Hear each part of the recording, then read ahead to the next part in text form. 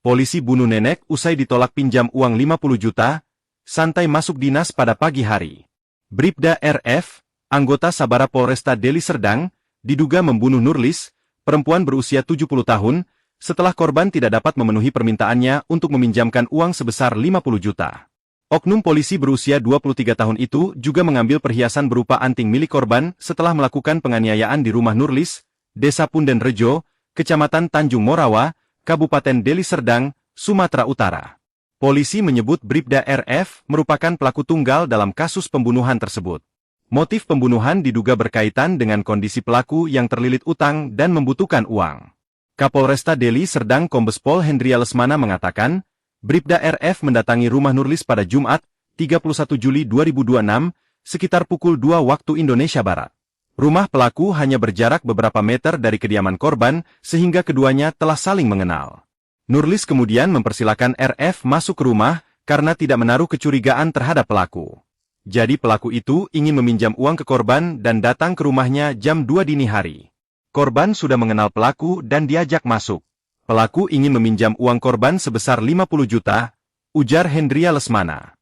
Permintaan pinjaman sebesar 50 juta tersebut tidak dapat dipenuhi oleh korban.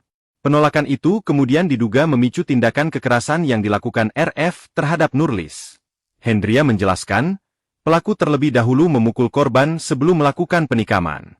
Bribda RF disebut telah membawa pisau dari rumahnya saat mendatangi kediaman Nurlis. Korban sempat berteriak setelah mendapatkan serangan dari pelaku. Teriakan tersebut membuat RF panik dan kemudian menikam korban.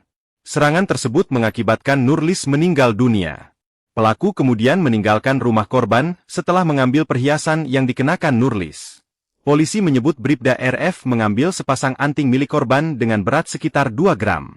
Perhiasan tersebut diperkirakan bernilai 3 juta. Meski diduga baru melakukan pembunuhan, RF sempat masuk dinas seperti biasa di Polresta Deli Serdang pada pagi harinya. Perilaku tersebut tidak langsung membuat orang-orang di sekitarnya mengetahui dugaan keterlibatannya dalam kematian Nurlis. Kasus pembunuhan Nurlis terungkap setelah polisi memeriksa rekaman kamera pengawas atau CCTV di sekitar lokasi kejadian. Rumah RF diketahui menjadi satu-satunya bangunan di dekat rumah korban yang memiliki kamera CCTV. Penyidik kemudian memeriksa rekaman tersebut guna mencari petunjuk mengenai orang yang berada di sekitar rumah Nurlis pada waktu kejadian.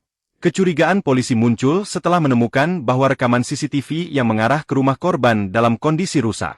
Rekaman dari titik lainnya masih aktif dan dapat digunakan secara normal. Kondisi tersebut mendorong polisi melakukan pemeriksaan lebih lanjut terhadap RF.